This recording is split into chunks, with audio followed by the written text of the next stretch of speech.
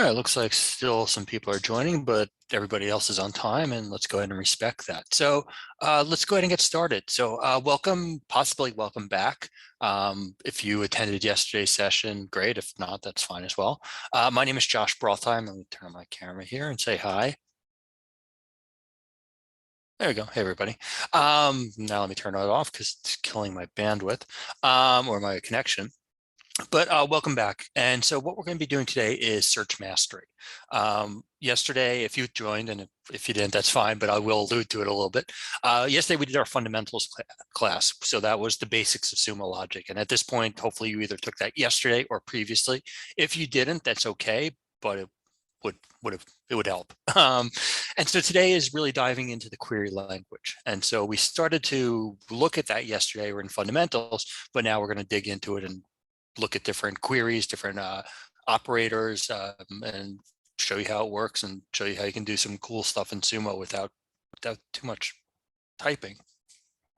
So I have a slide deck here. I'm not really going to use it. Really, the first couple of slides just to kind of set the stage, and then we'll dive into lab. So yesterday was a mix of demo and labs and slides a little bit at the beginning. Today is really a couple slides and then jumping into those labs and then the exam. So we will be taking that certification exam.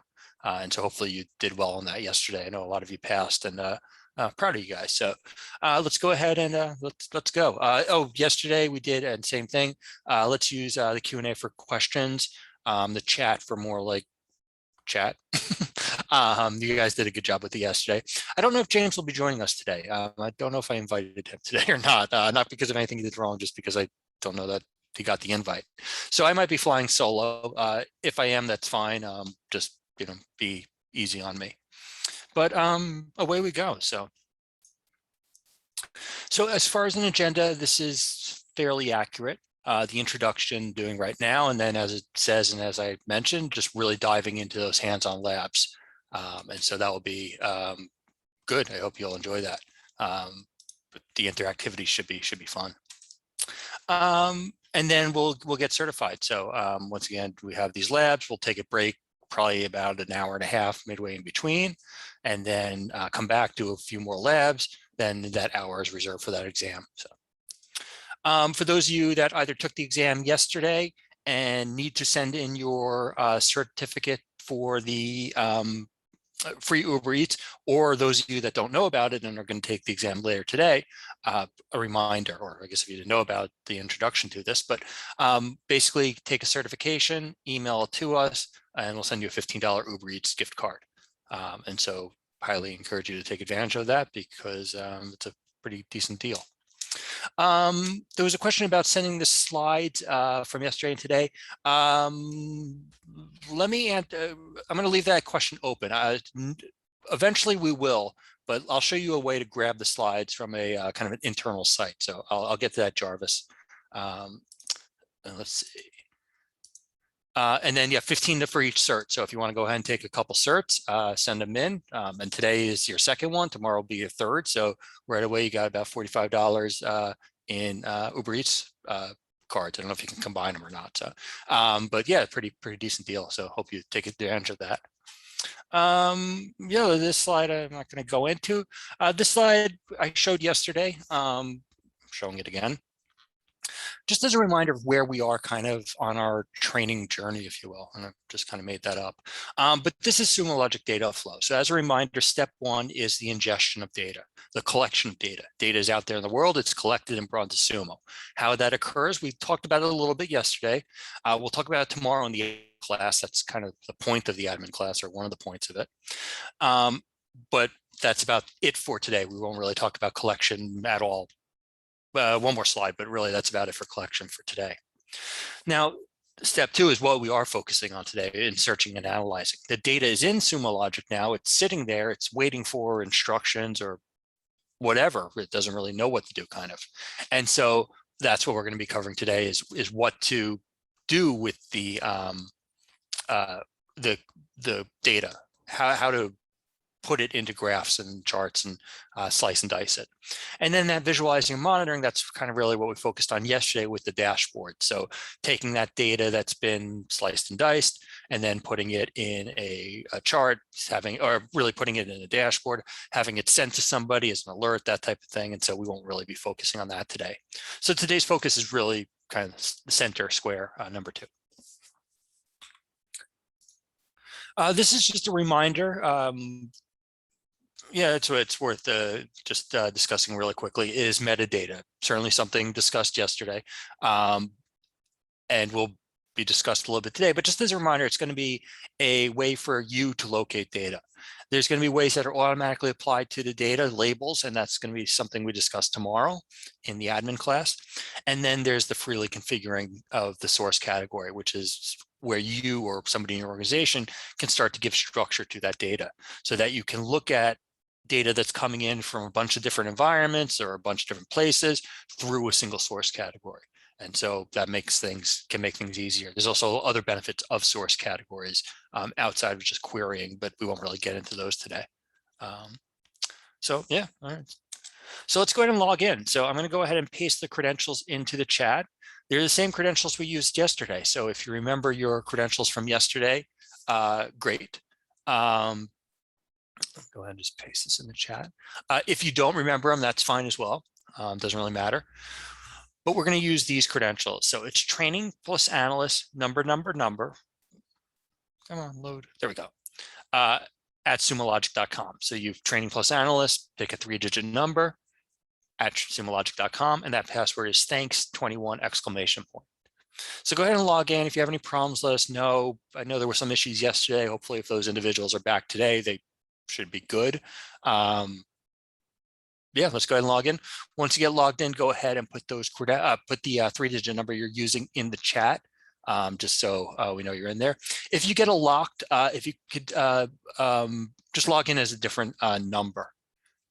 Also, if you can let me know, just because it's gone by pretty fast, what that locked account was. If you could just put that in the chat in like a minute or two once everyone's done, I'll unlock that later. All right, so keep logging in. Looks like we have a good group, both the quantity and quality of people, of course, so that should be good. Let's see, a couple questions while we're logging in. You want to take the, oh wait, let me confirm. Yeah.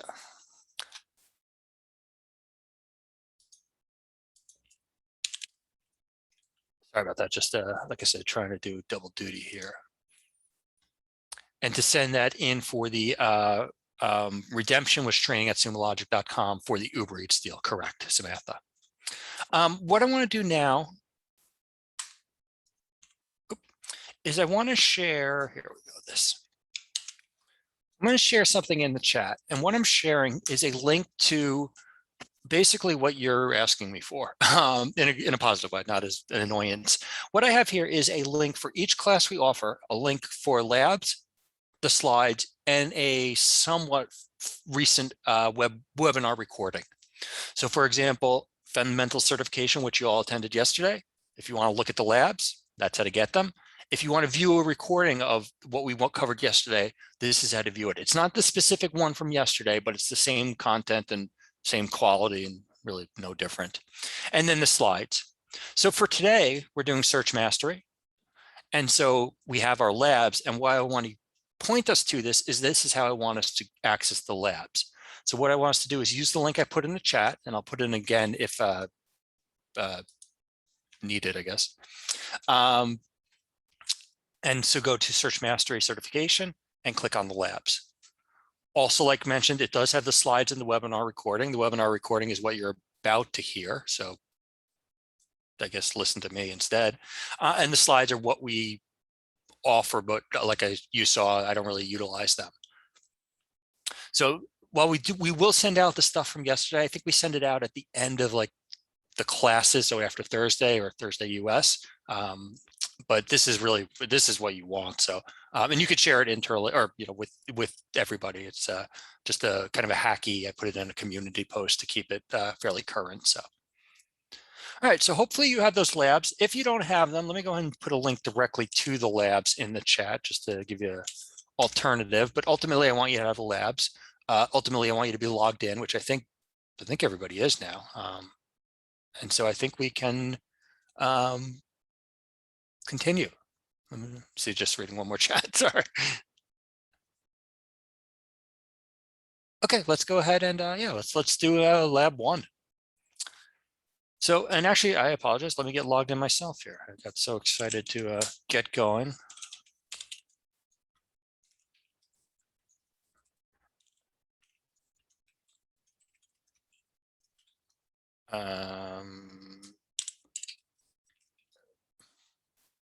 Sorry, being on the spot. All right. Actually, let me just do that. All right. So what I'd like us to have ready is our lab guide, ideally on lab 1, but at least getting into the guide is good enough start. And then have Sumo Logic open. When you open Sumo Logic, it might have some tabs open like I have here. Somebody used this account previously, which is fine. So what I'm going to do is I'm going to go to the top tab, actually any of the tabs, it doesn't really matter which one, but any on the top, click on the 3 dots and close all tabs. And that's going to return me to that home page, which is good, kind of a good place to be. So now I'm on that home page. Now I'm going to do a new log search. Now I could also go to the plus new and do a log search as well. Same difference, as I mentioned yesterday, and you'll see today many times, many ways to do the same thing in Sumo Logic. So ultimately want to do a new log search. I'm going to be doing a lot of new log searches, probably 15 of them today, as will you. And so now let's go ahead and jump into the lab guide and start rolling here. I'm going to start off basic because that's an important place to start off. So what we're going to do here is we're going to start with the basics using metadata and keywords. Now, some of this we covered yesterday, which is good. It's going to be repetitive. Some of it will start to get a little bit new. And if it seems like it's going a little bit slow at the beginning, it will pick up. So the first 3 labs are kind of not basics. Well, yeah, they are basics. I mean, and basics are important. So, and for today, we will be just we won't be creating any queries on our own. So I hope that's not a disappointment for anybody. What we will be doing is, as we did kind of yesterday, we're going to be given a kind of a problem or a thing that we want to solve for. And then we are going to provide, or you're going to be provided the query to solve that problem or solution. So it's going to be a lot of cutting and pasting like we did yesterday. I find it effective. I hope you do as well. But that's the drill for today. So let's go. So the first lab is going to be lab 1, and this is going to be lab 1.1, 1-2, 1-3. That's kind of how I'll number them or and reference them. But with the first lab, what it wants us to do is search for all messages with the source category lab Apache access for the last 15 minutes. So how do we do that? Well, copy the query, Control C or Command C or whatever, and then go to our query window that we should have already open, paste it in. The query wanted us to do it lab Apache access for 15 minutes. By default, 15 minutes is set, so we don't have to really do anything in there. And click start or search. When we do, we get our results. As mentioned yesterday, your results may not match mine to 1-to-1. So here I have 7101, yours might be 6943. That's okay. I click start, you click start at a different time, different results. All right, so that's lab 1, 1-1. Now 1-2, getting a little more detailed. What we want to do here is we want to identify client errors. Now, how do we want to identify client errors? What we want to do is we want to look for 404s, and we're going to be using that Apache data again, which, as a reminder, is web server data. So 404s would be saying we want to find people that got a page not found, essentially. So how do we identify those? We look for 404. So what we do here is we can either copy the whole query or just the end 404, doesn't really matter. And then depending on what we copied, either create a new window or we could just tack on so easy to paste and I did wrong. Do the end 404. Now, when I click start, once again, I'm looking through my Apache access data and I'm looking for a 404. So here's a 404, here's a 404, et cetera, et cetera. I see those 404s highlighted in my messages down below. Now, a couple things here about this query or this portion. The end is not required. If I remove the end, the query is going to run exactly the same. So it's up to you if you want to put the end in or not. We kind of recommend it because just to remind you that it is there, that it's this end that, but certainly you don't need to put it in there. Now, the other thing I want to talk about in, I guess, just transparency, it's not like it's really a secret here, but the 404 that we're looking for. Now, what we're hoping to do is look for client errors that have a 404. And so what we're looking for is this spot, ideally. However, if a 404 showed up, for example, in the milliseconds, that would fulfill this request. We aren't looking specifically for status codes that equal 404. We're going to do that. We're going to show you how to do that real soon, but we're not doing that yet. So just in transparency, this would get everything that has a 404. So that's the difference. That's just something to point out. So the difference between the end and no end is nothing. Same exact thing. Just 3 added letters. And the end is always assumed. Yep, good way to put it, Mark. All right, cool. Let's continue. Now in lab 1-3, what we want to do is we want to look for or utilize, well, we want to look for and utilize Boolean logic. So we want to look for multiple possibilities. We want to look for the word error or check out. So how do we do that? Well, once again, I mean, I kind of told you how to do it. We copy and paste, but let's go ahead and take a look at what we're doing. I'm going to do a new query, just I like it. And what I'm going to do, or what the system's going to do, is it's once again, I'm going to look for that Apache access data. And it's now going to look for either error or check with a star. So it's going to look for the word error or the string error or check, something that starts with check. Now I wanted it to find check or check out or error. And it found check out. Check with a star matches, so this record is retrieved. Now in transparency, I didn't mean to do that. My mouse is all over the place. In transparency, once again, when we did or check with a star, we would retrieve check, we would retrieve check out. We would also retrieve anything else that starts with check. So if check in or check up was part of our result set, that would be retrieved here. So if we really just want to specifically pull these 3 values, it would be best to do error or check out. So hope that's, trying to make it simple or, just explain. So I think that's helpful. And we'll look at wildcards a few times today. Now lab 1-4. 1-4, what we want to do is we want to look for a new source category, or new to us, which is going to be labs Apache error. And for this one, we want to look for the last 45 minutes. So how do we do that? Well, once again, paste. There we go. So what we want to do is we want to, once again, copy new log search, paste it in. Now we want to do the last 45 minutes. How do we do that? We're going to go up to time. And if we were here yesterday, we saw we did last 24 hours, I think, and last hour. So let's go in here and change the time. Now, I want to show you a few things about time here. We have these relative time periods, so these common time periods. So it's very easy if you want to do last 3 hours, you select last 3 hours. If you want to select last 24 hours, etc. But what if you want to do last 45 minutes? When I did last 15 minutes, I hope you noticed, and you will now, there's the syntax of -15m. If I do last 60 minutes, what do you think the syntax will be? -60m. What I can do is I can go ahead and type in here -45m. And now I'm doing the last 45 minutes. I can type anything in there. I can do the last 76 days. It's kind of a weird one, but I can do that. And so another way for you to start to look for time, or at time, if you will.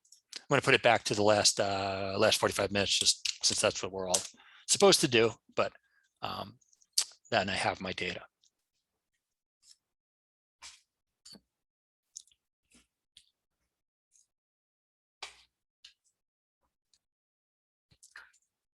All right. Now with lab 1-5, I'm going to go ahead and grab the query, but I'm going to talk about it let me just do it. Let me go ahead and paste it in, and I'll show you what I want to kind of quiz you on a little bit, if you will. All right. So what we want to do here is we want to look at Lab Apache access data as well as Lab Apache error data. So how do we do that? Well, the query tells us, but before we do that, what I want to do is, like I said, kind of not quiz you, but ask you a question. What will happen? My mouse, it's very frustrating. There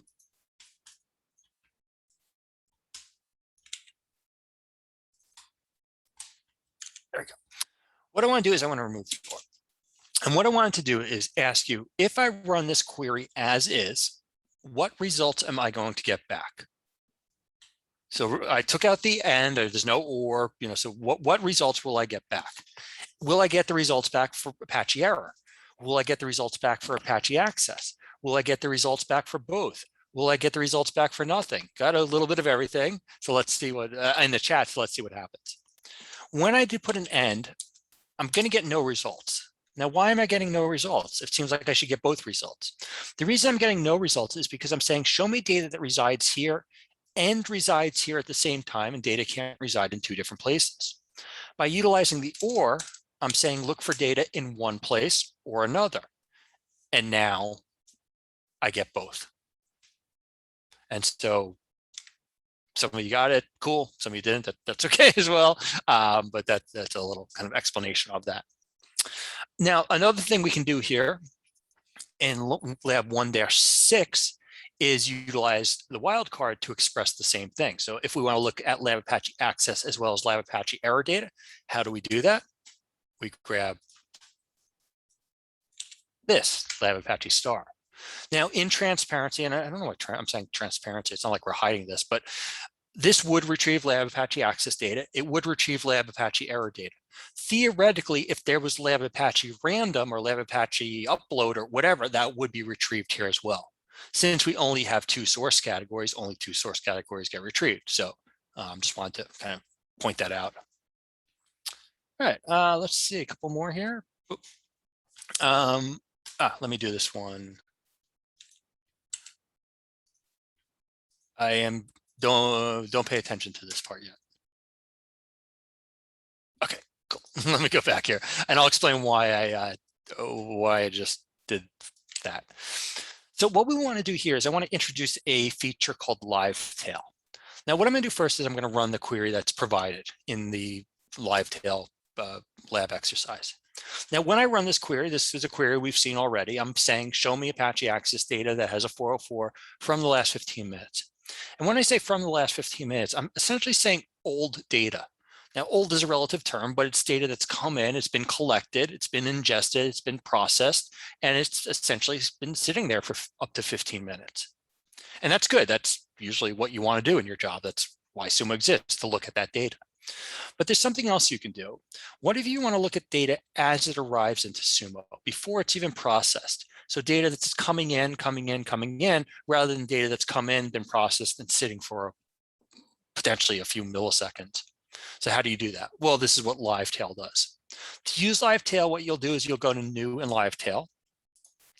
And what you'll do is you'll paste in a query. It needs to be a simple query, but this is as simple as it gets, really. And what we're doing now is we're looking as data arrives to the system. So every time this refreshes, that's a new Apache access message with a 404 in it arriving into Sumo. And this is log generated data, so this is going to happen forever. And so this is a really helpful feature for some people. Some people will never look at live tail or use it again, and that's fine. But where it becomes helpful is if you want to see data as it arrives into the system. It's going to be helpful tomorrow when we do the administrative class, because where it's going to be great is we're going to set up a collector to bring data into the system. Well, this is a good way to verify that data is in the system. Now, what some of you are getting is a error message that says you can't have more than 10 live tail sessions concurrently or already running. And that's why I kind of rushed in to do mine, because I wanted to get ahead of you. And that message is true. And let me get out of mine so somebody else can jump in. You can't do more than 10 of those concurrently in an account. So we're all using the Sumo Logic account or training account, and so we can't use more than 10.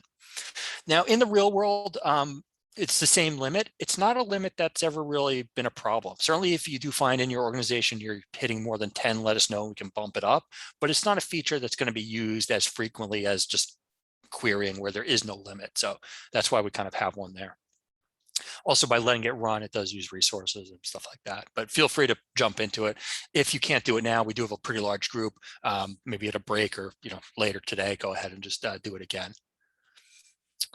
All right, let's see. I think that's about it. So let's go ahead. We can do our little quiz here. So first question, keywords are case sensitive, true or false? And that's false. We didn't cover that actually yet. Or yeah, we didn't really, but that's false. And is implicit and or is explicit, true or false? Yep, that's true for, yeah, good. And then keywords and metadata can use wildcards for live tail. Excuse me. Yeah, this one's a little mixed. It shouldn't be, not on your part, on our part.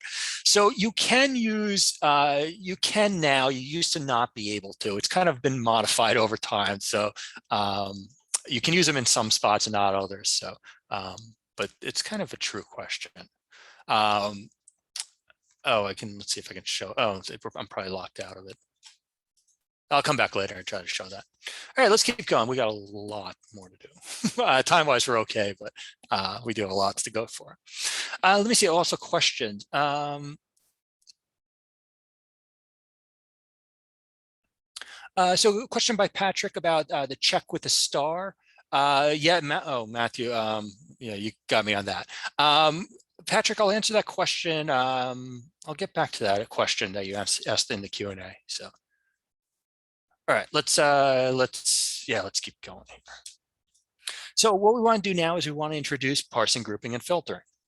So what we're going to do is we're going to take the query that we were just working with, or sort of just working with, the Labs Apache star, and what we want to do is count by source. And let's see why we want to do that and what that gets us. So I'm going to go in, I'm going to go ahead and do a new log search. I'm going to paste my query. I am going to use comments a lot today. So I'm going to turn off that second line because I want to run each line by line to show you what it's doing. And I also think you should do that as well. It's a better experience. So let's go ahead and do so. So when I run the first query, like we saw earlier, I'm doing Labs Apache star and I'm getting all that different data. Now what I want to do is count by source. How many sources of data do I have? Well, remember, source is one of those metadata fields. It's not one we use much, but it is one that's pre-appended to the data. And so when I count by source, I am going to get transported to a new tab called aggregates. And I'm going to have the data here. So here I see the two different types of sources we have, access and error data, and the counts for those. And ta-da, now I have a query and I have results. Now what we want to do here in lab 2, 2-2, is we want to update the query using parse regex, and we want to count by IP addresses. So let me grab the whole query. Let me go ahead and paste it. Let me go ahead and talk about what it's doing and why. So in the first line, we're once again looking for Lab Apache data, as we're going to do, repetitively. Now, what's going on in the next line? What we're doing here is we're using regex, or regular expressions. This is not a Sumo logic thing by any means. We don't want credit or blame for it. It's really more of an international standard kind of thing. But we allow you to utilize it. And what it does is it allows you to create a method of parsing data, a method of identifying data. And we looked at parsing yesterday. If you remember yesterday, we looked at parsing out the status code, the size, the URL, the refer. We did that through kind of a manual parsing. Well, it was parsing with the UI, but yeah, parsing with the UI, that's the method we used. But here's another method we can use. Now, as I described yesterday, this right here is an IP address. I recognize it as an IP address, and I hope you do too. But the system, I don't want to say it's a dumb system. You can train it to be very smart very easily, but by default, it is kind of a dumb system. It doesn't know, it just sees data. It just sees digits, really. So what I want to do is I want to train the system to recognize this as an IP address. So how am I going to do that? Well, I'm going to use regex. And that's what I'm doing right here. What I'm doing is I'm saying parse using regex. So create a field using regex. Create a field called IP underscore address. I can call it whatever I want, but that's the name I want to call it. So IP underscore address. Now, how am I going to identify what an IP address is? How do I tell the system how to identify this thing? What I'm going to do is say, look for number, dot number, dot number, dot number. More specifically, I'm going to say, look for a number with 1 to 3 digits, dot 1 to 3 digits, dot 1 to 3 digits, and so on. When I click start, the system is going to look at the first log message and say, okay, can I find number, dot number, dot number, dot number? If I can, that is my IP address. So let's see if it works. It should. And it does. And so what I now see is here's my log message. Here's that IP address. And here's that IP address extracted or parsed. Now what I can do is I can now do something with these IP addresses. Now the system knows what an IP address is and how to recognize it. And now I can say, all right, let's see how many IP addresses I have. And so when I count the IP addresses, I'm going to get brought to that aggregate state. See the unique IP addresses that are in the system, as well as the frequency or the count of them. And I can click on the count column and sort them up, down, low.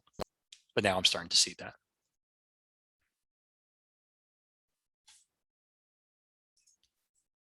All right, any questions about that? Let's see for other questions. I think we're pretty good. Yeah, looks like we're pretty good. And then, yeah, so that's counting. Now what we want to do in lab 2-3 is we want to introduce a filter. In this case, we're going to use a where statement, pretty simple, pretty standard, not certainly unique to Sumo logic. And we can decide what results we want to see. In this case, I want to see those counts, those IPs that are greater than 500. So how do I do it? Where underscore count is greater than 500. When I click start, the system will take that list, look for those results that are 500 and above or greater than 500 and display them and leave out everything else. If it wanted to look for greater than or less than, flip the arrow around.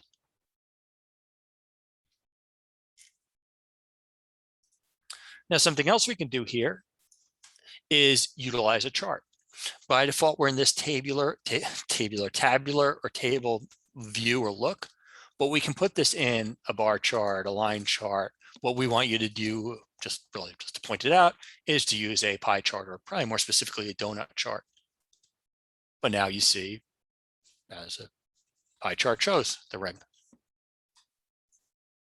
And then, of course, we won't really do that here, but now we could add this to a dashboard, and now we have a nice ring showing us, the various IPs that are have occurred over the last 15 minutes, which for somebody could be quite helpful. All right, let's see. Let's go ahead and let's finish off lab 2-4.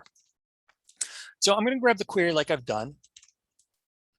And what we want to do here is we want to identify the top 10 source IP addresses by bandwidth usage.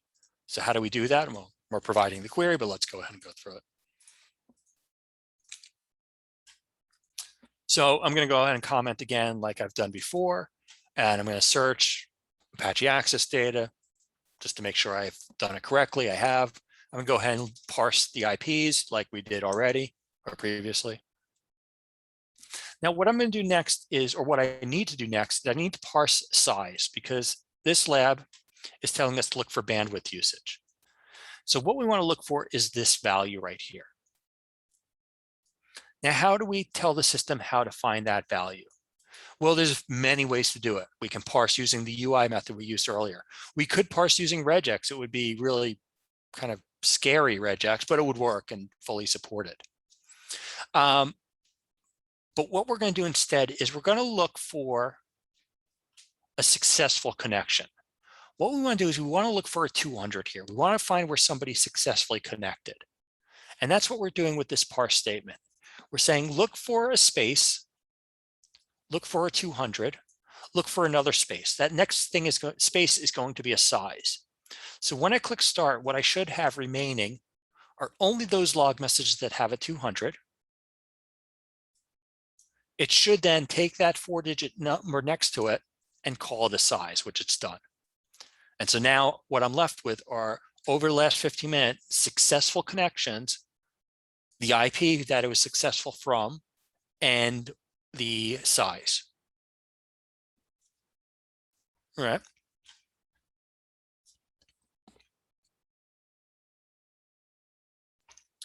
What we're going to now do is we're going to do some aggregation. Now we're not going to do a count here. We're going to do a sum. What we're going to do is we're going to take the sizes and we're going to add them up. That's what sum does, is add stuff. We're going to call the results total bytes. That's what as does. As allows us to rename a field. And we're going to display it by IP address. So when I click start, what I'm going to have is a new tab called aggregates. I'm going to have IP addresses, and then I'm going to have total bytes, which are going to be the sizes added up. And so let's confirm I do. And so that's what I get. Here are my IP addresses. Here are my total bytes, which are all those 4-digit numbers added up. Now what I want to do is look for the top 10 of them. And so that's what I'm doing on the very last line. Top is an operator. I can look at the top 5, the top 20, the top 10. What do I want to look at the top 10 of? The top 10 IP addresses. Do I want to look at the top 10 IP addresses by status code? No. Do I want to look at them by size? No, I want to look at them by total bytes. And so when I click start, the system is going to take that list, sort it, keep the top 10, and chop off the bottom, whatever, 8 or so. All right. Cool. Let's see. Any questions? Sudo, how do I choose the greater than and equals? I need to check on that question. Good question. Let's see. I think we're fairly good on other questions. All right. Yeah, I think yeah, a few I'll hit at the break. So let's keep going here. Let's do probably another lab. All right. So lab 3. So lab 3 is going to go over parsing. We've certainly started to talk about parsing, and we're now going to do a lab on it. So many different parsing methods. So let's start to look at some. So lab 3-1, I'm going to go ahead and grab the query, and I'm going to paste it in and talk kind of through it, just to show you what's good about this. So let me just paste it in. And, let me show you. Oop, there you go. So what I'm going to do is I'm going to pull lab CloudTrail data. Here we go. Now I'm going to pull CloudTrail data. Now what I want to show you about CloudTrail data is it's different looking than Apache Access data. Here is an here is a CloudTrail data message, and here is an Apache Access message. Now, what I want you to notice is the Apache message is kind of flat, if you will. It's just text and spaces, but it's pure text. Well, they're both pure text, but this one is formatted differently. The AWS data. It's formatted with these fields and values built in. So for example, when we were playing with just the IP addresses a few moments ago, in CloudTrail data, it has a field called source IP address and a value. It has a value for AWS region. This is AWS data, and a value, so field and value. Where this is really helpful is we can utilize these fields that are built into this JSON data. And so what we can do is, if we want to search or count by AWS region, we don't need to parse the data out because it's already kind of parsed for us. We can just very simply do count by AWS region.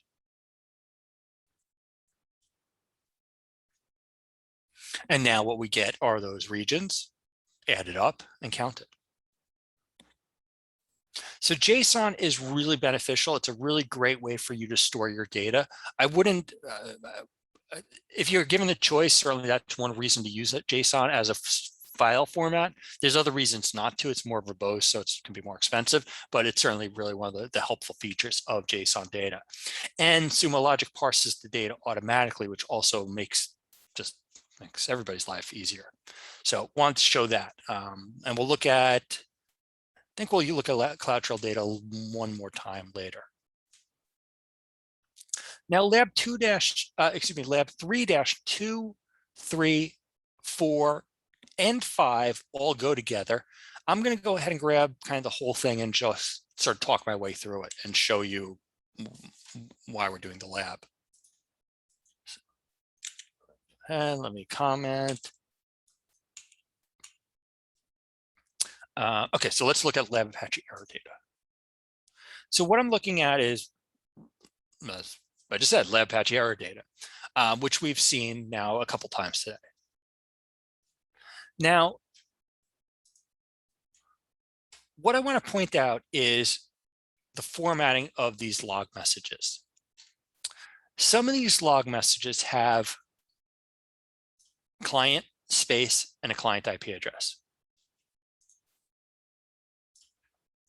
Client space, client IP address. And some of them don't. No IP address, no IP address, etc. Client IP address, etc. No. So what I want to do here, what the query wants to do is, and before I run the no drop, like I said, I want to take this step by step. I'm going to remove this no drop. I want to show this feature in a few moments. What's going to happen if I run this parse client bracket thing as client IP? I guess let me ask you, what is going to happen? Is it going to retrieve client IPs for all log messages? Is it only going to show those client IP messages that have a client IP? Is it not going to show any IP for those messages that don't have a client IP? What's it going to do with kind of those? Well, let's go ahead and check, because some people are answering correctly, but let's go ahead and see what happens. What it's going to do is skip, exactly as was said in the chat, skip the logs that do not match. So if there is a client or bracket client space IP bracket, it's going to display that piece of information. However, if it does not have a client space IP address, it's going to drop that message, and intentionally so, because it doesn't match the criteria. Now, this next feature that we're showing you is called no drop. What it allows you to do is retrieve those messages regardless of if they match or not. And the way it does it is it just keeps the message with a null value. So here we have the IPs, and for those messages that do not have one, we don't have an IP. And so no drop's really helpful for two different kind of places. First, it's helpful if you want to bring back the results regardless if they match or not. Another place it's helpful is just kind of in troubleshooting, because imagine I expect my data to be presented. Let me do this. Wait, is this? Yeah, that's right. I expect my data to come back with IP addresses like we have here. And let's say I accidentally put a space in there, in between the returning IP address and the bracket, and I get no results. And I'm looking and thinking to myself, there should be results. The query's right. I'm sure I parsed this correctly. Why are there no results? Are there just no results? Or, what's wrong? By using no drop, it's going to show me results that match as well as don't. And what I should kind of gather from here is, why isn't this showing the IP? Oh, I formatted the IP statement wrong.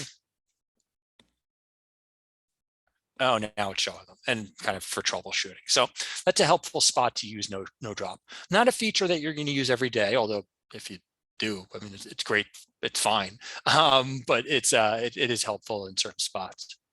I'm going to skip this middle portion. It's really not that important, but I just want to show the where is blank, because it's kind of almost the opposite or inverse of the no drop. What it's going to do when I run this is it's now going to show me only those places where the client IP is blank. And so now I'm parsing, keeping the results that match, even keeping the results that don't match, and then saying essentially, show me those results. Only show me places where the client IP is blank. And so now I have it. Once again, many ways to accomplish this. I could have said, just don't show me where the IP is, where there is no IP address. Or, there's a few different ways to approach this, but wanted to show that as a parsing method as well. All right, lab. Let's do After 5 comes 6. So let's do lab 6. I'm going to do lab 7 because once again, 6 and 7 go together. So I'm just going to grab the whole thing and go through it. Now, in this case, what we're going to do is we're going to use a different set of data. We're going to use GitHub data. Just as an example, just something to switch it up with. Now, GitHub data, for those that are not familiar, which I kind of feel like everybody should be sort of familiar. I don't use it much either, so if you're not, that's okay.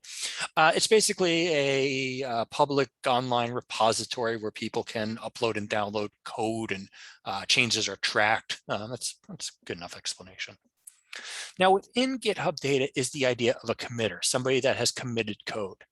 And what we want to do here is we want to look for that committer. Now, what we should see, let me see. Let me go ahead and just make sure this works properly. The data looks a little different than it did yesterday.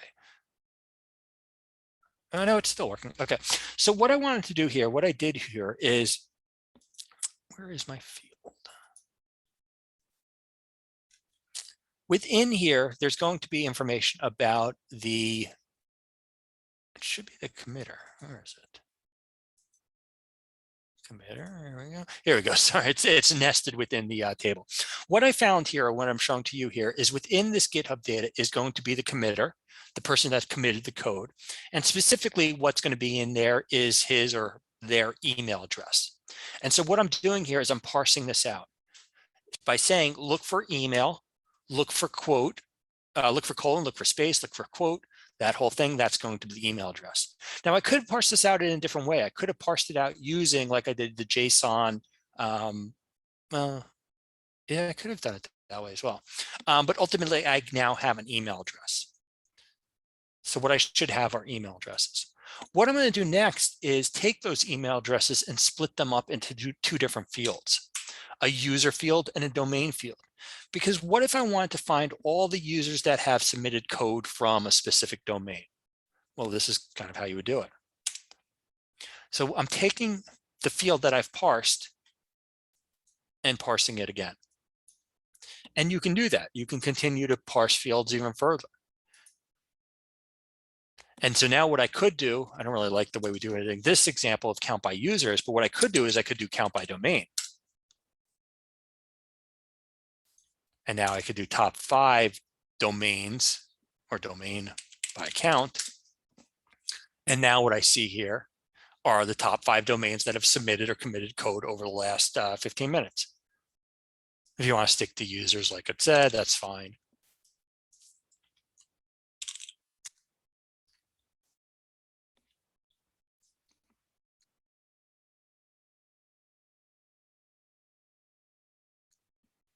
All right. All right, a couple more labs in this part. Yeah, let's keep going. So lab 8 and 9 go together. So once again, I'm going to grab both and talk my way through it. I'm going to ask you kind of a little quiz question on this lab. So let's see.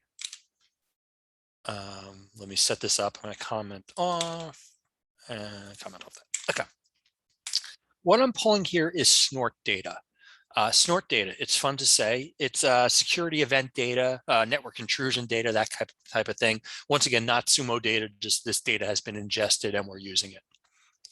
Now, what I want to point out in this data is the fact that each log message has multiple IPs in it. So here's the first log message. Here it has an IP with a port. And here's an IP. IP1, IP2, IP1, IP2, so on and so forth. Now, if I run this regex to pull out or bring back IPs, when I run it, and I'm not using this multi for now, so ignore that that's there. If I was to run this as is right now, what is it going to return? Is it going to return the first log message? Is it going to return the first log message in the first match, the second match, both matches, neither matches? Well, let's go ahead and see. What it's going to do is it's going to bring back the first match. So in the first IP address, first message here is the first IP 22530. Here's the second IP, 10.90. Here's that first IP. The next log message, the first IP is 96.96, and so on and so forth. Now that's good. The system's doing as appropriate, and the regex is instructing it to, as Patrick said, not be greedy and grab the first one. So it's doing as commanded, essentially, as computers should. But what if you want to grab that second IP? How do you do that? Well, what we're going to show you is using multi here. What multi does, as hopefully implies, is going to pull multiple matches. So it's going to look at the first log message and say, can I find an IP address? It's going to look at that first message and say, can I find a second IP address? Can I find a third IP address? Until I can't find any more. And then it's going to go to the next log message and say, can I find an IP? Can I find another one? So on and so forth. Now, the way it displays, it's going to be, it's correct, but it might not be intuitive. And let's just show you what I mean by that. So here's the first log message. The first IP is 225.30. The second IP is 10.90. Here's the first IP address. Here's the second IP address. The log message is exactly the same. So log message 1, log message 1, IP1, IP2, log message 2, IP1, log message 2, IP2, and so on and so forth. So when it says we have 2,800 results, in reality, we really have about 1,400 unique log messages. So once again, just kind of in transparency or whatever, I just wanted to point that out. All right. What I want to show next is a really important feature that I probably should have shown earlier. I think I alluded to yesterday. What is called this field, or what is called as field extraction rules. What this is going to do is parse for you. Somebody in your organization, possibly even yourselves, depending on access, can set these up. So let's go ahead and take a look at these and see how they work and why they're so helpful. What I'm going to do is I'm going to go back to my lab Apache access data. Apache.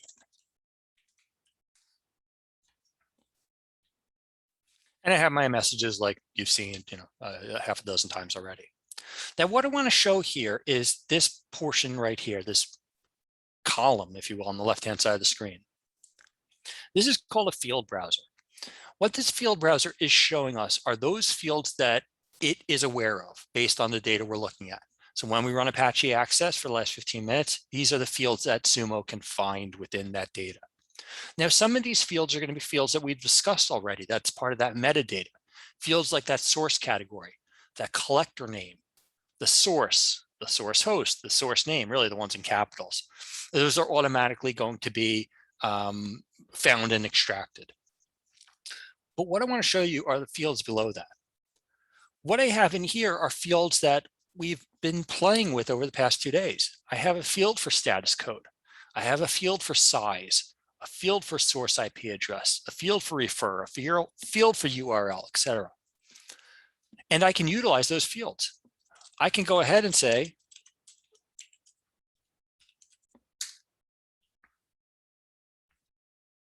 and it's going to retrieve only those status codes that have a 404.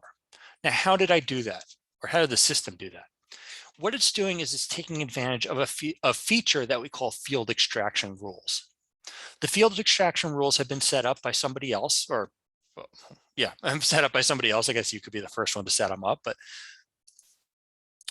and what they do, or this is where they are, and what they do is they get it applied when data gets ingested.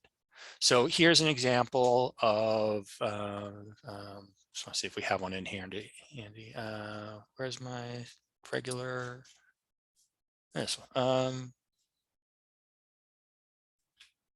Oh, here it is, sorry. So here's the rule that I have. What it's going to do is anytime Lab Apache Access data gets ingested or gets collected, once it hits that, this is going to occur after it hits the live tail, it's going to parse. It's going to parse using regex, and it's going to look for a source IP looking for number. It's going to look for some other stuff. It's going to look for that HTTP. It's going to look for a space. It's going to look for the status code. It's going to look for another space. It's going to find the size, and so on and so forth. And now, going forward, I can use those field extraction rules. So now if I want to count by source IP, the system already knows where the source IP is. I see evidence of that here. I can even click on this to see some of the values. And now I can say count by source IP. So field extraction rules are really great. If you're not using them in your organization currently, you should. In the admin class tomorrow, we'll talk about them more. Kind of set one up together, although you kind of saw it already. There's not much more to it, because they allow the system to parse. I mean, that's one of the best reasons to use it, is you don't have to parse anymore. The system can do it for you. And so these are, when I said the system is dumb, these are things you can turn on and enable really easily to make the system smart. So for example, I don't want to go too much. Oh, I can't even add a rule. I'm locked out in this role. We have predefined rules. So if you're adding Apache data or some standard data, you can just turn on one of these rules automatically, and then the system gets smart. So, all right, let's see. Okay.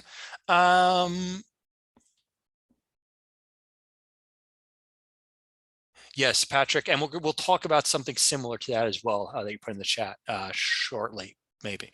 True or false quiz here again. CSV, JSON, split, key value, pair, key value are all parsing operators. They are. We didn't go through nearly any of them. I guess we kind of touched on JSON, but they are. Once a field has been parsed, it cannot be parsed any further.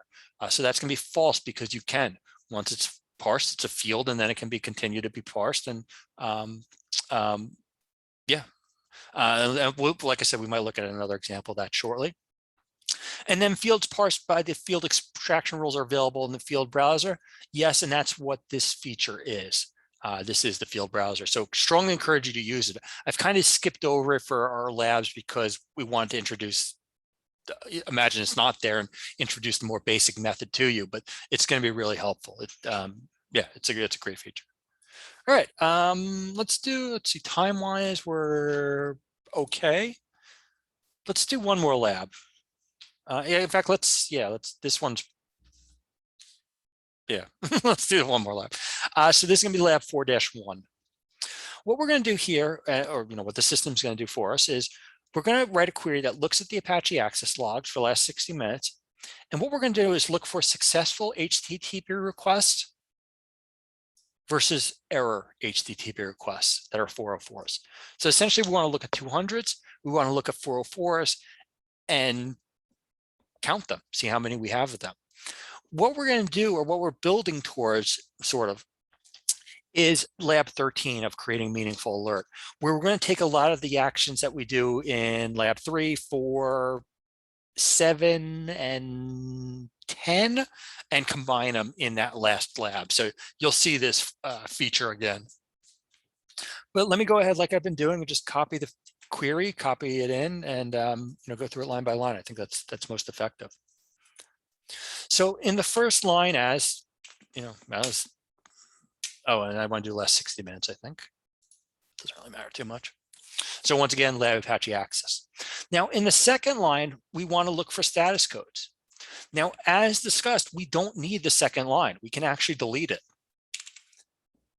We want to leave it in, though, just to remind you of if the field extraction rule is not working, you would have to parse out the status code. But since it is working, we can just ignore it. Now, I'm going to put it in I'm going to follow the lab guide, but we don't need it. Now, here's where the 200s and 404s are going to come in. So what I have here, I have messages with status codes. Now, this first line, what I'm going to do is I'm going to look at the status code. And I'm going to create a column called successes. And I can call it whatever I want, but that's the name I want to call it. And I'm going to look for a status code of 200. If I see a 200, and that is true, I see a 200, I'm going to put a 1 in the success column. If I do not see a 200, I'm going to put a 0. So let me go ahead and just show that, because I think visually it's easier. So here we have a status code of a 200. We have our success column, and at 200, we have a 1. Here's a 200, here's a 1. Here's a 304. Is that equal to 200? Well, of course not. And so we have a 0, and so on and so forth. Now I'm going to do virtually the same thing for 404s. I'm going to look for 404s. And if I see one, I'm going to put a 1 in the client error column. So here I have a 500. Is that a client error? No, because it's not a 404. Is it a success? No, because it's not a 200. And so I have a 0 for both. Here's a 404. Is that a client error? Yep. And so I have a 1 here. Is that a success? No, because it's not 200. And then finally, here's a 200. And so I have a 1 in the success column. What I'm going to do now is very simply just add them all up. And now what I can tell you is over the last 60 minutes, we've had 22,000 successes and 912 errors. Is that good or bad? Well, I don't fully know yet, but I can start to decide that because now I know good and bad, and what I'll do eventually is start to come up with a ratio and figure out, is this good, is this bad? But that's where we're starting to head to. So wanted to show that as a lab. The test your knowledge, it's not really a test, but what the difference here, what it's showing is the ability to do matches. So when I did 404, I did equals, yes or no. We can use matches to say, is it a 400? Is it a 401? Is it a 402, a 404? And calculate those. So that's the difference between using the equals and the matches. All right, let's see, that concludes lab 4. Questions were pretty good. Let's do one more. Oh, yeah, let me go over this one more time. Good question, Jarvis. So what did the question was, what do the 1s and 0s represent? What they represent is, I'm using them as a tally system. I'm using essentially as also as a binary tally system. And so I'm saying this is a 1, this is a 0. Yes, satisfies or does not satisfy. Now, I don't have to use just a 1. I can use any value I want. I could say I want my successes to equal a 5. And now it's going to put a 5 in the success column. I could say, I don't know why I would, but I could say I want my fails to equal a 2. And now, yeah, here's 1 and there's a 2. So it's meant for, yeah, satisfies or doesn't, but you can add weight to them. Does string work as well? Yes, it does. So what you can do is, yes, this is a,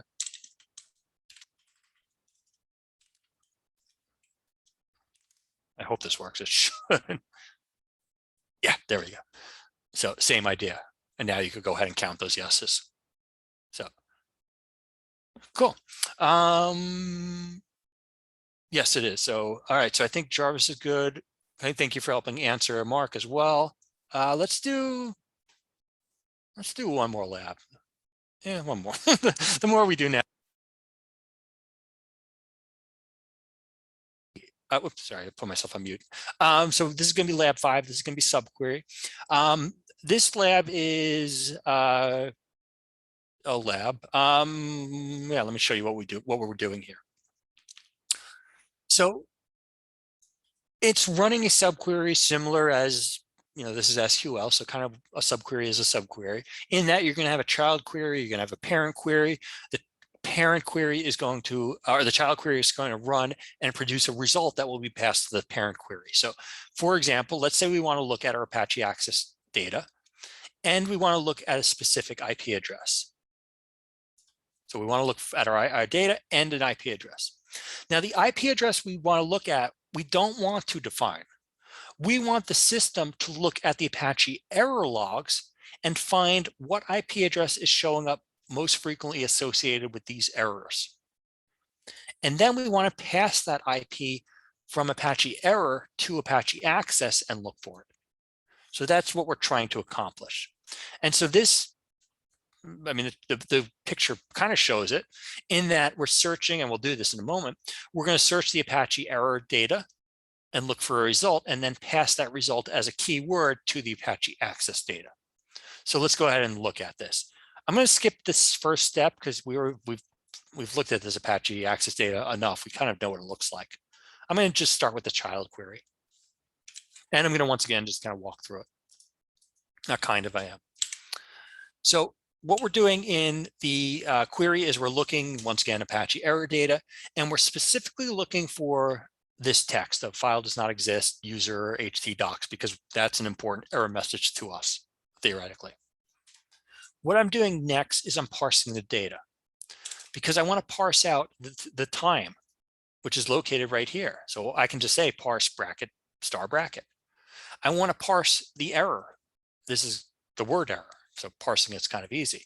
And then I want to parse the client IP address. Now, once again, I could parse this client IP address using regex or other parsing methods, but this one works. When I run it, I should now have 3 new fields: a field for time. Actually, the field for time is already there, or always there. A field for error, just the word error, and then a field for IP address. Now what I'm going to do is count by the IP address. How many unique IP addresses are showing up in these associated with these error messages in the Apache error logs? Now, unfortunately, the lab falls apart here. Let me explain why. Unfortunately, we only have one IP show up. Let me see if it extend this out. I think it's,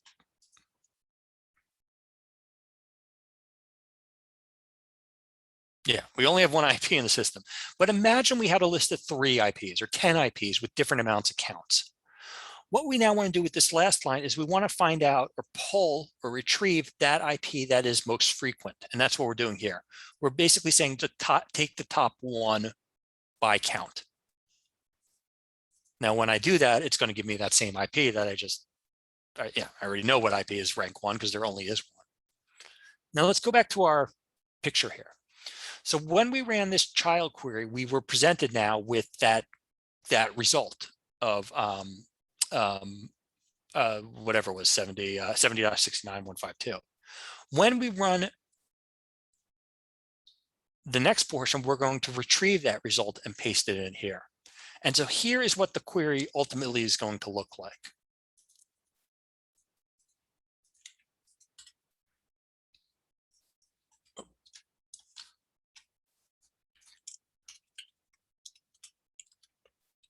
So what we have here is we have the IP address being retrieved, and then we have it being brought into up here as a keyword. So it's almost as if it's doing and whatever that IP address was, 70.69, et cetera. So the question, there was a question about the top K operator. Top is, let's see, I have it's pretty much the same thing, top and top K. I'm trying to just remember what the difference is. I'm going to throw the search article in on it. I just can't recall. They're very similar. In fact, let's leave out the top K. Let's even see what it returns. Yeah, it does need that K. Yeah, just I believe the difference is if you would be able to do top 1 by count. I think it's going to save you that step, I think, or something like that, if I remember the difference between top and top K. Unfortunately, James isn't with us today because he would know that. So I apologize for that. Great question, of course. All right, let's keep going. Let's do one last lab. Yeah, let's do 6. 6 is a fun one. Oh, I think it's a fun one. It's maps. Introduced it yesterday, but to play with it today, I think is kind of fun. So this will be a good way to get to break. Once again, I'm going to take the whole query and just copy it. But what we're doing here is we're now going to plot locations on a map. So how do we do that? Well, we grab the query, we paste it, and we'll talk about it. All right. So yeah, let me go ahead and do this. So first line, looking at the Apache access data like we've done all day. Second line is parsing out the IP address. So the way we're doing this, our parsing is a little bit different. We don't need to do this way because we do have the auto parsing or field extraction rule working for us. But what we're saying here is don't look for number. Look for something, look for a space, look for a dash, look for a space, look for a dash. If you find those dashes, that first thing is a client IP. And that will also retrieve as a client IP. So we could have used the dot. However we got it, we have our IP address. Now, what we can do with IP addresses, if they're public, is find a geographic association with them. Now, we can't do that at Sumo, although we can do anything we want, but we are not experts at geographic location. We are experts at log analytics and metrics and whatever else. But there's a really good company out there called Newstar, whose job it is to look or identify geographic locations on the internet. And we're allowing you to use their data. And we're using their data in the form of a lookup table. And that's what's happening on lab or line number 3. What we're doing here is we're saying, and this line reads easier if you read it from right to left, take the client IP. So take this 19.174 and compare it to the IP that exists within the geolocation lookup table, which is our version of that new star data. From that table, retrieve geographic information, grab latitude and longitude. I can also grab, as we saw yesterday, country name, country code, region, city, state, other geographic information. But for this exercise, I don't need it. I just need latitude and longitude. Now, when I click start, what I'm going to get is exactly what I asked for, latitude and longitude. And so here I see them. Some may not have them. Usually, most of them do, but every now and then there might be a few that don't. And so what I now have is latitude and longitude. This IP address is associated with this spot in the world. This is a location. Now, what I want to do here is I want to count this. I need to aggregate this data in order to map it. Until I do, there's no map icon. There's no graph icon. But what I can do here, or what I will do, is do that count. That's going to bring me to the aggregation. And what I'm going to see is now, for each unique latitude and longitude, a count. How many hits, how many visitors, how many sales, whatever. And now what I can do, since I have latitude and longitudes, is I can click on the map icon. And now what I'm presented with is a map. And so now I'm seeing over the last 15 minutes, these are the people or visitors or users or whatever, specifically IP addresses that have access, potentially our website. And now I can zoom in, even see, pretty kind of specifically, where they are. And certainly you can imagine for, this can be used for many things, sales, security events, what have you. And to do it, we really just used about 3 lines of code, since we didn't even need this one. And we don't even need the sort. I don't even know why we bother with that. All right, so wanted to show that. Let me show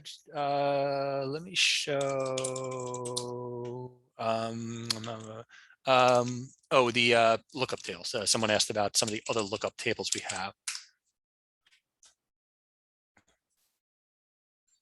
I just want to see if we give a, okay, we don't actually show. So what the other lookup table that we offer that's really important, we don't go over it today, is the ability to use CrowdStrike data as a lookup table. So CrowdStrike is, they are experts in threat intelligence. And so we allow you to utilize their data, and their data is kind of expensive. We give it to you for free. But that's another lookup table you can access. We don't discuss it in this class, just, well, this is the basics, but we do in our security classes. So. And you can also create your own. That's a whole nother thing that you can do. We also don't discuss that in this class, but you can create your own lookup tables. Quite easy to do. So I'll paste this in, but the documentation is pretty good on that. So yes, Sudar, you can create your own lookups. Kevin, is that information passed and stored on there? And so the way the lookup table works is basically we get a data dump of their data I'm going to say every 24 hours. Don't really hold me to that, but I think that's accurate. And so it just stays in-house. Yeah, geolocation, 24 hours. CrowdStrike, more frequent. I don't want to guess. I can find out for you. It should be documented as well. That might be like yeah, I don't want to guess. Okay, so cool. I think we're getting questions. And then let's see. Oh, so here's a question Matt's asking. Let's kind of do this together though. It's a good question. The question was, and actually let me pull up this help article. Once a day. Thank you, Chad. Oh wait, where am I? Wait, where am I? Gee, I'll look up. What did I do? Here it is. So when I ran the query for latitude and longitude for geolocation, I just requested latitude and longitude, but I could have done these other fields. So what I could have done is comma country name, and then I can say where country name equals United States. So that's how we did it yesterday.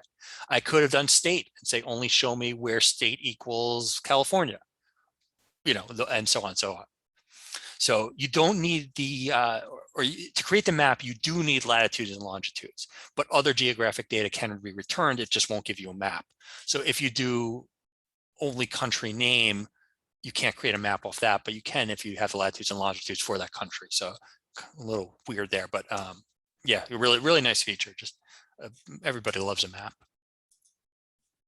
All right, let's and then it has these weird test your knowledge here. I don't know why they're here. They're not really related to anything map related. So I mean, feel free to do them, of course, but they are just kind of in a weird spot in this lab guide. So so you can't use state and zip to create a map, correct? But you can kind of hack around it because you can, even if you don't use New Star's data, you can find a state and zip IP address that's local and then find the latitude and longitude of that IP address. So you can kind of back into it if you just have states. All right, let's take our break now. So let's go ahead and let's do, let's do a 10-minute timer again. That worked out pretty well yesterday, I think. So once again, I'm going to go ahead and there we go, kick that timer off. Once again, take a little break, get a beverage, get a snack. We'll come back. We'll do, whatever, 5 or 6 more labs, and yeah. For the so let me take a 3 or 4 minute break, and then I'll do a little update on the CrowdStrike. I can show that, Kevin. So yeah, for those that are interested, come back with about 3 minutes left. So in 6 minutes, we'll do the CrowdStrike demo or discussion. All right, so see you all in a few. Thank you, everybody.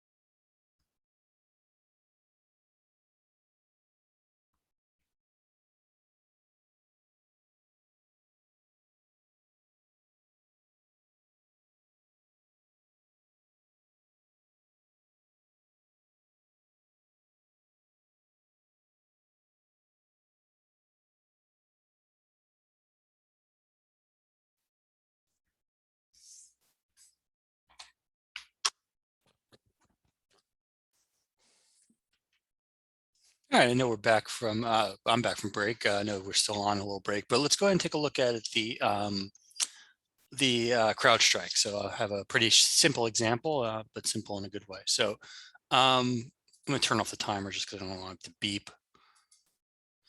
So what I have here is a use of the CrowdStrike data. I figure that's probably the best way to just kind of show it is demo it. So in the first line, what I'm doing is looking for data, and I'm looking for IP addresses like we've done. And let me just do that. So I'm going to take a bunch of IP addresses. How we get them doesn't really matter. Could have used Apache again or whatever, but I have IP addresses. Now what I'm going to do is use the lookup table. That's what this line is doing here. Now remember I said to read the line from right to left for lookups or for geolocation, and the same holds true here. So what we're doing is we're about to take the IP address, so whatever IP address is in our data, and compare it to the threats that exist within the Sumo threat/CS lookup table, which is that CrowdStrike data, which, as someone mentioned, we update daily. Now, from that data, don't get latitude and longitude and country name. That's not what their data is. Get things like type and actor and threat level. And what threat level, what we're doing here is we're going to rename it malicious confidence. Why? I don't know if I need a reason, but that's what I'm doing. And when I run this, what I should get are results. And so what I'm getting here, let me see if I can just find, I'm just going to kind of seed my results just to make it a little better here. There we go. So what I now see is this IP address was found in our data. CrowdStrike believes this to be a high malicious confidence. If it was a low malicious confidence, that might be benign and not too bad. High, that's bad. It even shows us the actor, Wizard Spider, which is some wacky it's probably some very dangerous exploit or hack or something. And so what we can then do with this, and we do this in one of our other classes, if we can then create an alert and let us know when we get a high number of high malicious confidences, or higher than we normally get, or something like that. So yeah, wanted to show that. Certainly, glad that you asked. It's a cool feature, quite helpful. Just we don't cover in this class. It's covered in our security monitoring and analytics class. I'll go ahead. Let me go ahead and I'm going to paste the lab that we specifically do in the chat. It's just so if you want to look at that. Question was, let's see, another good question about domains. So here are all the different, they call them IOCs, or indicators of compromise, that can be utilized. So I showed IP address, which is the best example, but domains, email addresses, Bitcoin addresses, hash names, et cetera, et cetera. So you can use all of them. And so for, here are some examples and so on and so forth. So pretty cool feature, a very cool feature, quite expensive feature, free for you. Yeah, it's just, that's it. All right, let's go ahead and get back into the real labs. So we are now on lab 7. Lab 7, I'm going to just show, I'm going to skip lab 1-7, 7-1, excuse me. You're welcome to do it. It's just not really that great. But lab 7-2 is helpful. What it shows us, or what we're going to have it show us, is a moving average of 404 occurrences. And we're going to use time slice here, which I don't think we've used yet today. I don't think we have. So once again, do log search, paste it in. Paste it in.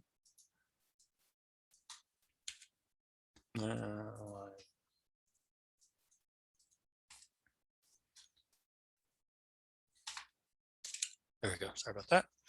And so what we're doing here, once again, commenting off, for the first line, we're looking at the lab Apache access data like we've done, and we're looking for status code 404. And now we're specifically looking for status code equals 404, not just 404. And so that's what I was trying to describe earlier of the kind of the difference of the two.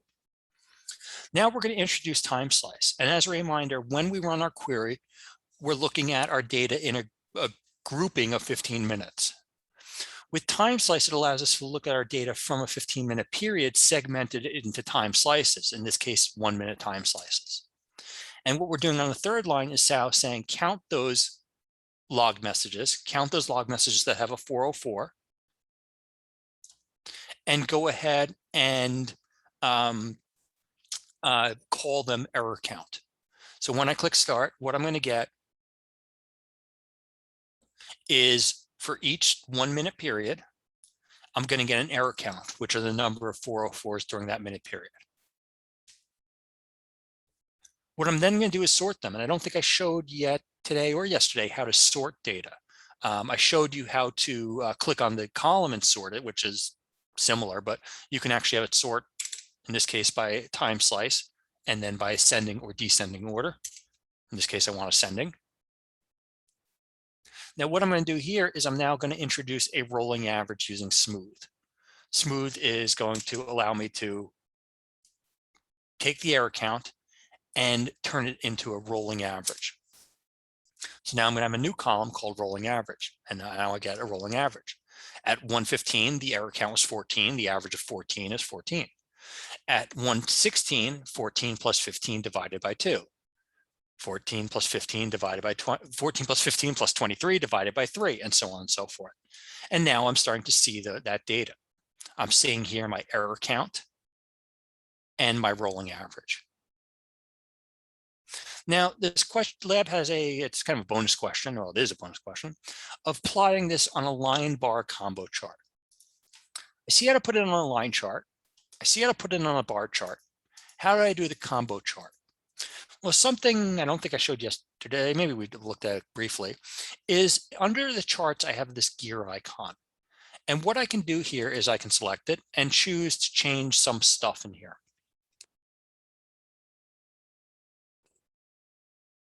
I can choose to change things like the color, but that's not really what I want to do right now.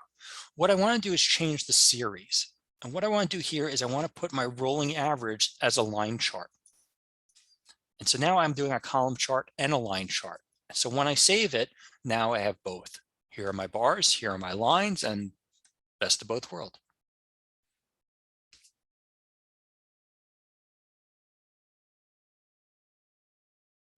All right, cool. On to the next. So let's see, lab 8. Lab 8, log reduce, we looked at yesterday, but you didn't play with it yesterday. So this is a good exercise. So lab 1, 8-1, I'm going to grab my snort data. I'm going to grab the whole query and, like I've been doing line by line. So what I'm going to do first is just look for my snort data. That security event data that we used earlier. I'm going to look for the last 60 minutes, just the round numbers kind of thing. I'll explain why specifically in a moment, but just 60 minutes a little bit better for this exercise. Now, as a reminder, what I have here are security events, or security events, let's call it that.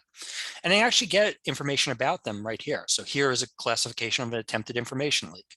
Here's a classification of a web application attack, network scan, et cetera, et cetera.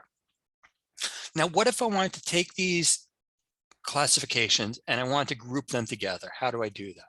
Now, the proper way to do it, as we discussed, is to parse the data out, probably by looking for a bracket, looking for the word classification, looking for a colon, looking for a space, looking for a word, looking for a closed bracket, and parsing that information out. And that, like I said, is like the proper way to do that. But what I can do here is I can use log reduce. By clicking on log reduce or typing it in, the system is now going to take that data, all those log messages, there were probably a couple hundred log messages, and group them together based on patterns. And once it's done, it should show us those patterns. And it's just about done. Yeah, it's done. So what I now see is, of the 1,500 log messages we have over the past 15 minutes, 796 of them were attempted information leaks. 345 of them were web application attacks, and so on and so forth. So log reduce is a really nice feature. It's an important feature for us at Sumo. We got our first patent on it. What it basically does is looks at a bunch of messages and groups them together. based on pattern recognition and AI and secret sauce and all those buzzwords.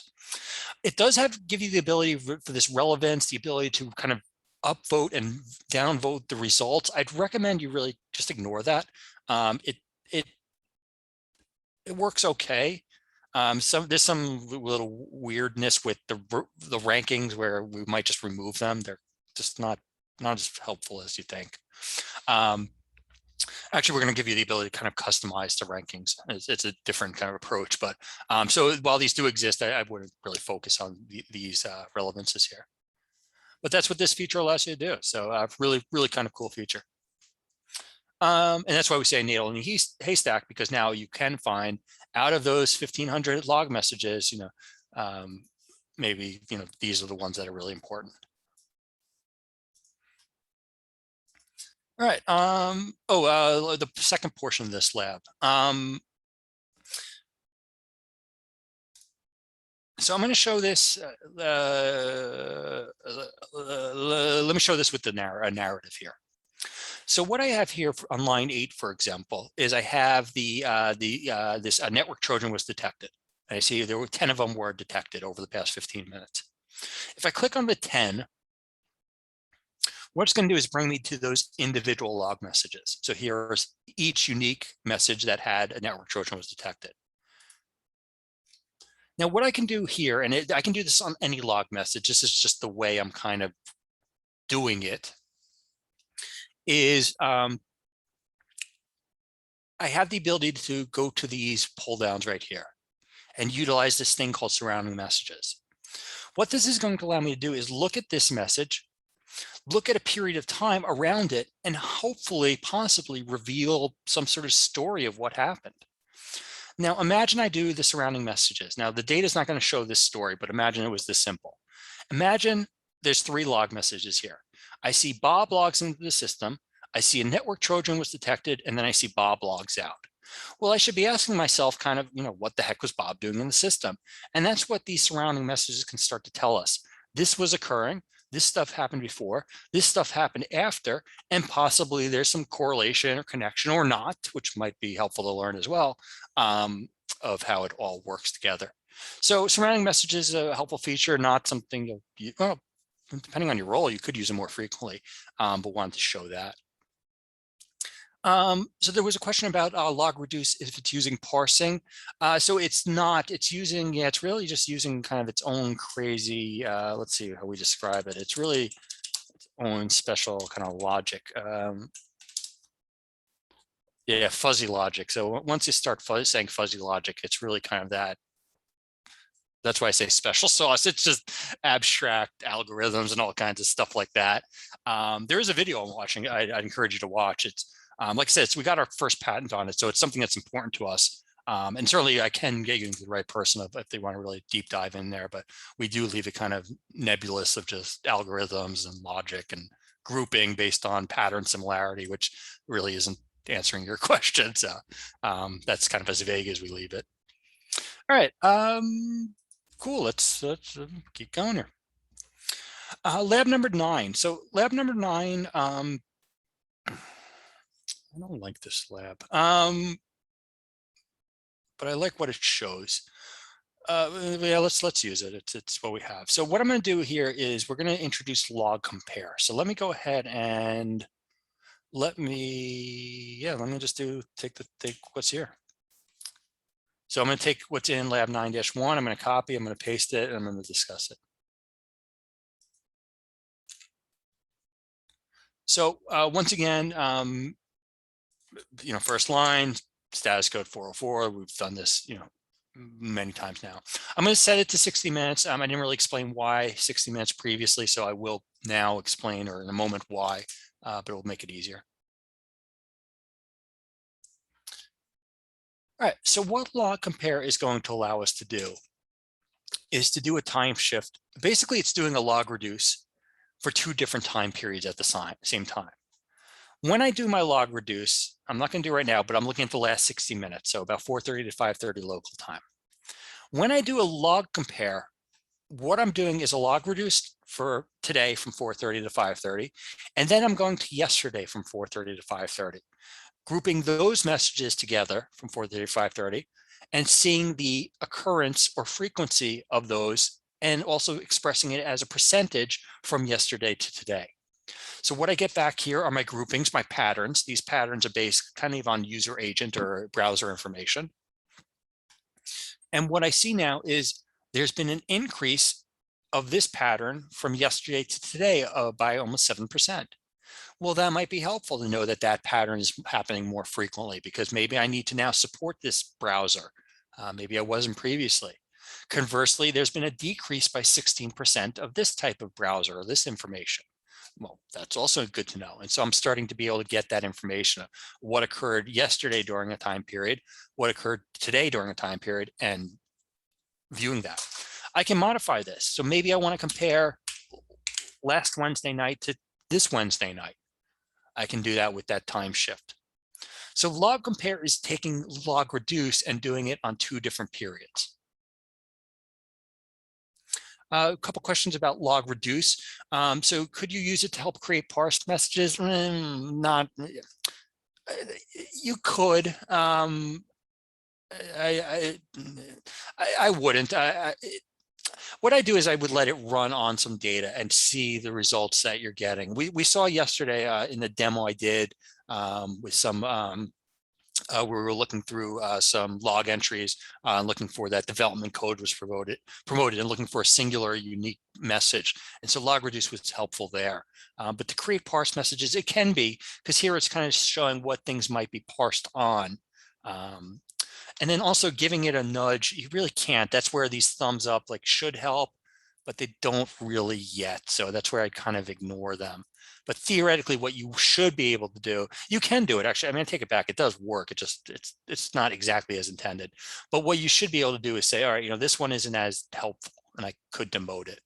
The problem is it doesn't carry over to other users in your organization and things like that. So that's where it's not as helpful as it could be. Yeah, so cool. All right. Now what you have the ability to do here with these percentages is we could say only look for certain percentages. Only look when they're greater than 25%, greater than 50%, less than 25%, whatever value. And we could ultimately create an alert that lets us know, hey, this thing has increased by 25%. That might be significant to us. We might now want to support this type of browser because yesterday it was 26% less. And so now it's increasing. Finally, you can also do, I'm not going to do it just to save a moment of time, but you could do where is new. Actually, I will do it. I don't think I have any results in here. But where is new, which is going to show us things that are new today that did not happen a week ago. So what it's going to show me, I hope I have an example. I should with this time range. So last week, I did not have a browser subtype of BlackBerry, and today I do. Well, maybe BlackBerries are, hipsters are using them, and now that's the cool thing to use or whatever. But this is what's being revealed to me. And once again, there's other ways to approach this. If you wanted to see what are the latest browser versions, coming each day, log compare is probably not the best way to do it. You probably would want to parse this out properly and then have it sorted and grouped together, something like that. But once again, a few different ways to get to the same endpoint. All right, let's see. Yeah, I still have a few more. Lab 10, this is an important one. They're all important, but this is outlier. I think I mentioned it yesterday, but now let's see it. So let's go ahead. I'm going to go ahead and copy the query, paste it in like we've been doing. Just kind of keep going with our theme here. So the first 3 lines of this query should look familiar. Once again, I'm looking at the 404s. I'm going to do this for an hour, just a little more time. But once again, I'm looking at the 404s. I'm looking at a 1-minute period in time, and then I'm going to count as error count by time slice. So what I'm going to be left with, I'm not running the last line, but what I'm going to be left with is a time period, a 1-minute time period, and the amount of 404s I had during that time period, or the system had during that time period. Now, if I tell you the system had 18 404s in a 1 minute period, or if I tell you that there were 15 404s in a 1 minute period, is that good or bad? Is that concerning to you? Is that a lot or a little? Kind of think about it. And I'm going to say it depends. We need something. It looks average, certainly looks average compared to these results, absolutely. But we don't know. We do. We need to compare it to something else. We can't just say exactly. Need a baseline. Good way to say it, Gustavo, because I was not saying it that way. What we're going to do is have the system determine a baseline for us using a bunch of math. And I'm going to refer to it as math just for now. I'll get into it in a moment, but for math, let's just call it math. So what I'm doing here is I'm taking the outlier operator and I'm performing it against error count. And I'm going to utilize all this math. Actually, let me change this to it. When I do that, the system is going to determine, as Gustavo said, essentially a baseline. So here in our first minute period, we had 16 404s.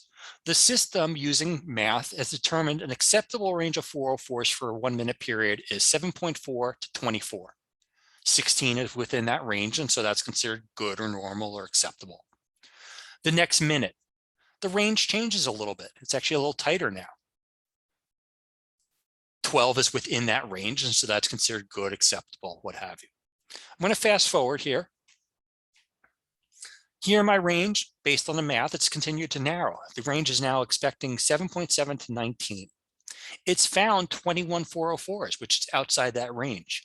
And so the system is now letting me know through this one right here that this is an outlier. This is abnormal. This is outside the baseline.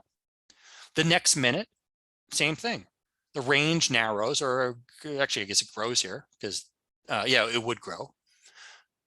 But the value is still outside so that range, and so that's still considered good, abnormal or outside the range. Now, I can display this in a much better way, which is going to be using a line chart. When I choose the line chart, what I'm presented with are lines.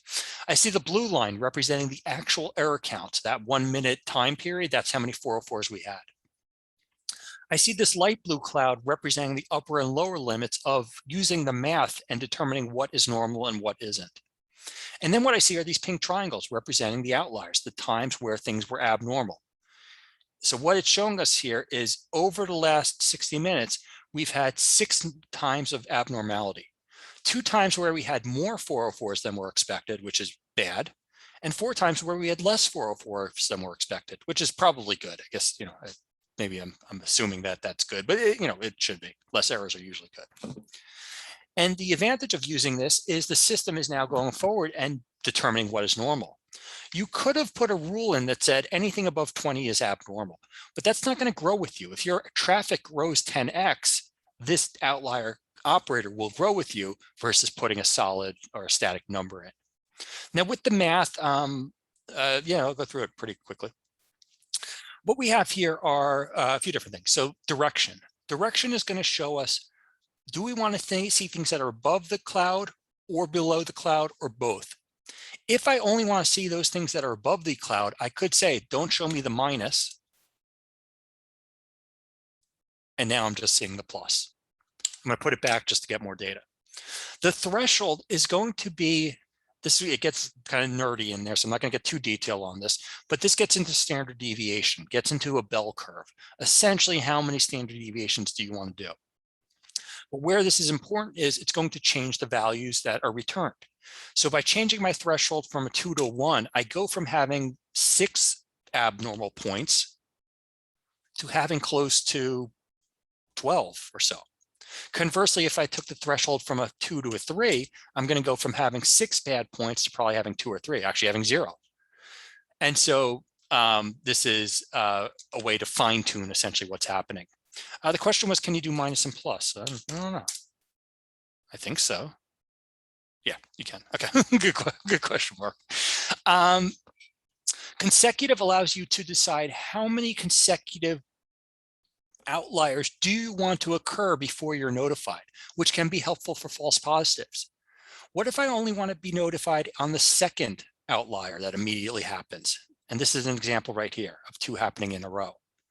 I could say, show me consecutive 2, and then it's only going to show me an outlier where the previously one has occurred, but it's not going to mark it as an outlier because it's not, I'm saying don't show it to me as one, but it is abnormal.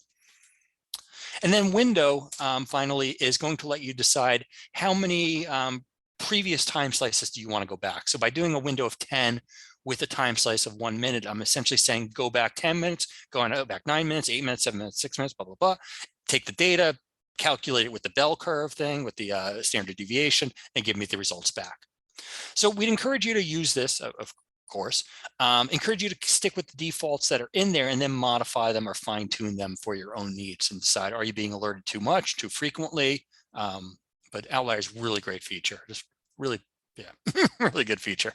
All right, let's see, questions. I know we're covering a lot. So is there a dark mode for query editor? No, I don't think so. No, there should be. It's bright.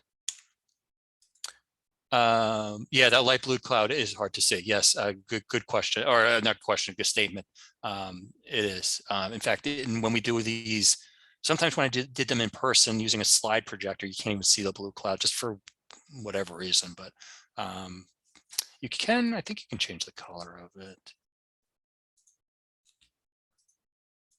I don't get into that. All right, let's keep going. Let's do a few more labs, and yeah. Lab 11 is identifying future trends. And so this is showing or utilizing the prediction operator. Good point, Kevin, about doing the dark mode. If you use new dashboards, yes, yeah, you can actually kind of get to that. Sorry, but for future trends. So once again, same basic query, but the last line is really the thing we're trying to show you here. So once again, we have our Apache access data. Let me do it for the last hour just because. We count it by time slice. Now we're doing the predict operator. So we're now going to predict the error count by 1 minute. And so what it's going to show us, it's going to start to do some prediction modeling. And what we should do here is use the line chart. And now we see the light blue line is representing the actual that's occurred over the past 60 minutes. And this dark blue line is representing the prediction. And so what we're seeing is a slight uptick of 404s are expected. Now, you know, it's kind of slight, but it's certainly there. And so, you know, that might be helpful. This pointing down, that would be interesting as well. And so that's what we get from that prediction modeling. Let's see, it looks like someone needs the creds. I'll go ahead and paste those in real fast, not a problem. Oop. Oh, thank you, Patrick. Oh, you already have it in there. Oh, well, all right. Cool, so that's predict operator. The predict operator, there's different prediction modeling you can use. I'm not going to get into that. There's an autoregressive and a linear model, very nerdy when it comes to modeling, but you know, you can do kind of stuff with that. So. Yeah, let's do lab 12. So lab 12, lab 12 is going to be an adventure. The feature that we have here is pretty cool. What I want you to walk away with is an understanding of how this works or what it can do for you, not necessarily that the lab is going to show it to you in the best way. The lab example, you'll see just the last step just gets a little, the results get a little wonky. But what this is really helpful for is analyzing related log messages. So we're going to use the transaction operator, which allows us to group messages together based on a unique identifier, an IP address, an order number, a session ID, something like that. And so that's exactly what we're going to do. Now, for this example, we're going to use, or imagine we're using or part of a website, an e-commerce website called EcomMark. So imagine we're part of EcomMark and we sell widgets. What we're going to do now is we're going to use Sumo Logic to look at those widgets that are being sold and where they get to in the selling process. So when you place an order for something, there's different steps.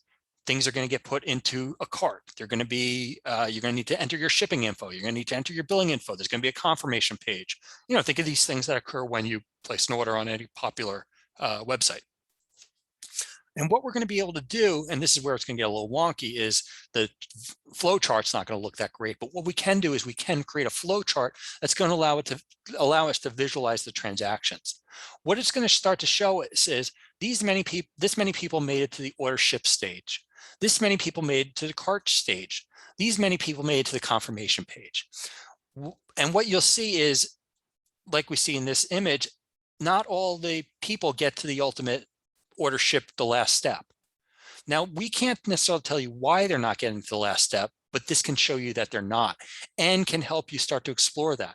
If you're finding a lot of people get to one stage but not the next, maybe there's a problem with that next stage. Maybe it's producing an error. Maybe when they get to enter their shipping information, they're finding that the shipping cost is too much and you're not being upfront about that, or whatever it might show. And so we can start to see that through a flow chart. So let's go ahead and just kind of grab this here and paste it in and walk through it, and just take it kind of with a little grain of salt. So new log search, going to paste it in. I'm going to do the last 24 hours. Let me go ahead and I should remove these. Yeah, let me just run it. Let me show the raw messages. So here are the raw messages. So what we see for each log message is we see an IP address and we see a stop in that process. Order shipped, checkout confirmation, billing verification, and so on and so forth. What we're doing here is we're now parsing the IP addresses. So we want to parse out that IP address.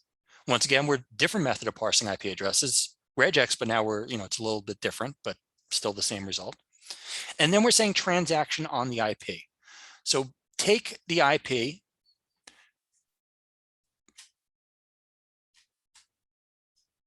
and then result by flow. There we go. And what I get here when I do the aggregates is I now start to see, it's going to take a moment to load, but I'm starting to see how many people went from order ship to cart, how many people went from order ship to shipping info, how many went from shipping info to order ship, cart to cart. And what I can do is I should be able to place this in a flow diagram. Yeah, see, this is where it gets all messed up. What this is showing me though is 5,100 people went from shipping info to cart. Some people, let's see, what do we see over here?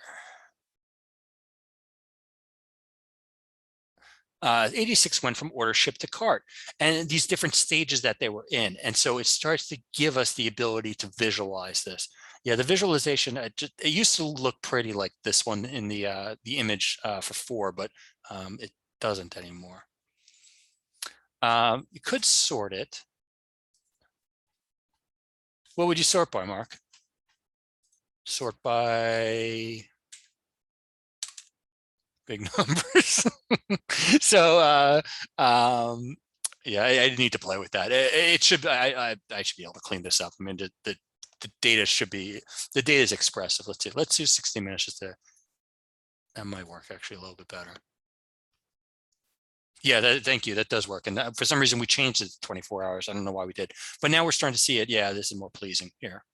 And so we can start to figure out why people aren't getting all the way to order shipped. So once again, the lab, although actually Chad kind of saved us there with the time, I'll put it back to 60 minutes. I don't know why we did that. Does at least let us start to see that. And so this is something, like I said, the lab doesn't probably do it justice, but it is quite a helpful feature. Now, lab 13, I want to get to because it's the last lab. I know this has been a lot, but trust me, I know it's been a lot. So let's finish it off here with lab 13. Lab 13, as I mentioned, is going to take a lot of things we've already seen and apply them. So what we're going to do here is we're going to create a meaningful alert. Now, yesterday we created an alert, and if you remember, I described, we created an alert, but we really created more of a automated notification system. This now we are creating more of a traditional alert of we will be notified when something happens or doesn't happen. What we want to do though is we want to create an alert, but not on simple counts. We want to create an alert that's based on when our 404s, which are bad, are increasing at a higher rate than our 200s. So we want to look at 200s. We want to, at 200s is good, 404s is bad, and kind of keep it binary in that sense. And see how many goods we have, see how many bads we have, how many we have of each during a period of time, and then start to turn that into a ratio and decide what's good, what's bad from that. So let's go ahead and start to do that. So as I've done, I'm going to grab the query and paste it in. and explain line by line what we're doing. These lines should look familiar, but I'm still going to explain them. So in the first line, what we're doing is we're saying, look for Apache access data and look for status codes that are equal to 200 or 404. So right away in that first line, we're saying, look for one or the other, or look for both, but bring back those. If it's a 402, a 403, I don't care about those for now. 200 to 404s, that's all I want. I should get those back. What I can do here is I can use the status code to verify that those have been returned. They should be. There's really no reason they shouldn't be. That's what I requested. But this field browser helps me verify that. Now, what I'm going to do, let me do last 60 minutes again, just because. I'm going to use my time slice here. Excuse me. So now I'm going to say, take my time and split it into 1 minute buckets of time.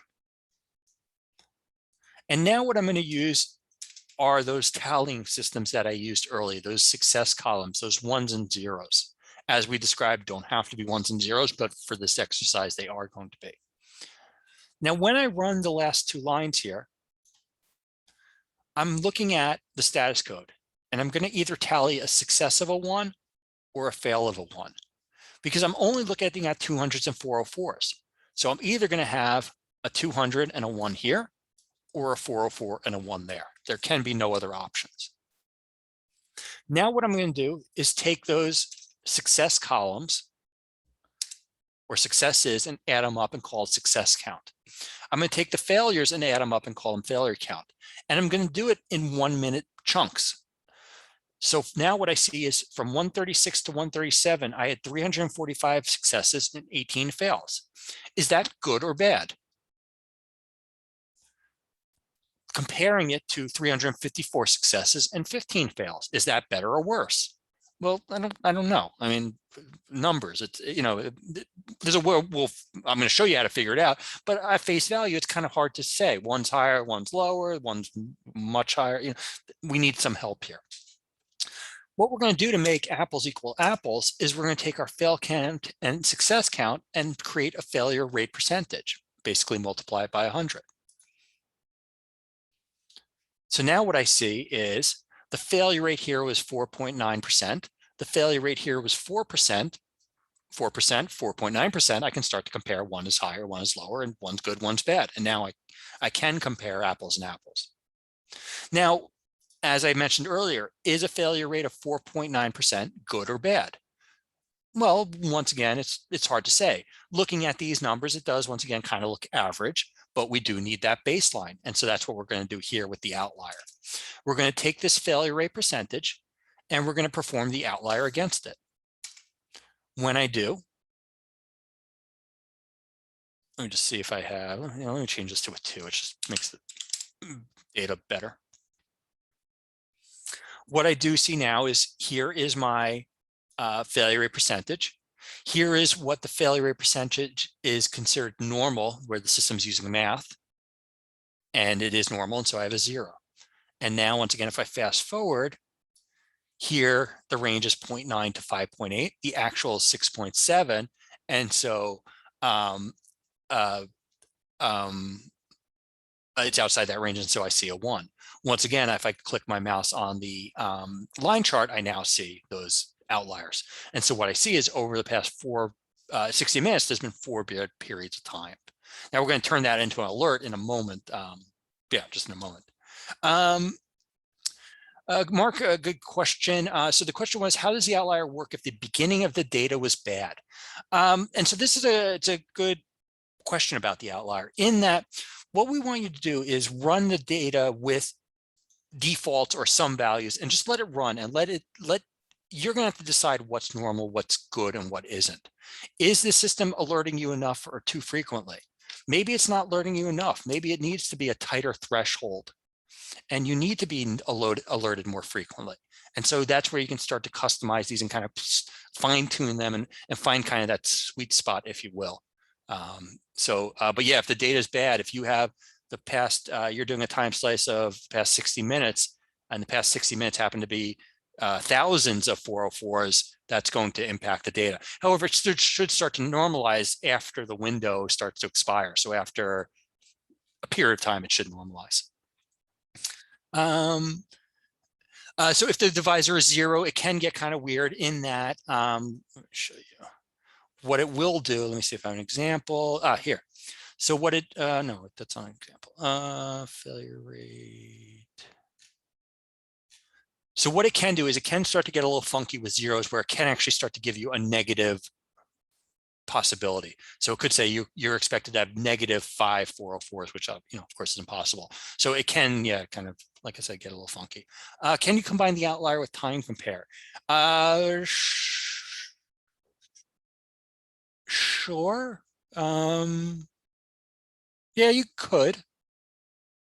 24 hours ago, you were doing this. Yeah, yeah, kind of as Jarvis said. Yeah, you could. It wouldn't be pretty, but it would work. Yeah. All right. So, in the last part of this lab, I'm sorry, there's one more step here. Let me just reset my. So the last part of this lab is now turning this to an alert, which is really the whole benefit of this lab. What I'm going to do here is I'm going to use this. That.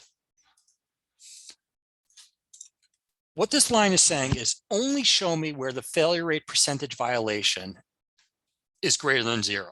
So basically only show me those outliers. Now, when I click start, there we go. I now see those previous times, those previous bad times, those previous outliers. But remember, the goal is to set an alert that's going to show us in the future when an outlier occurs, when one of those bad times occurs. So what we can do now is we can go ahead and save as, and we can choose to schedule this search.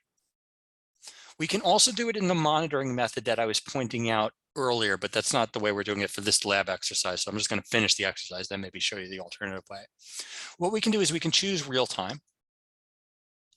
And what we can do is we can then have if the following condition is met, meaning there's an outlier. So now the next time there's an outlier, the system can go ahead and email us or send us a Slack message via webhooks or whatever. And so that's one way we can handle this. The other thing we could do with this is we could take this whole query and stick it in a monitor.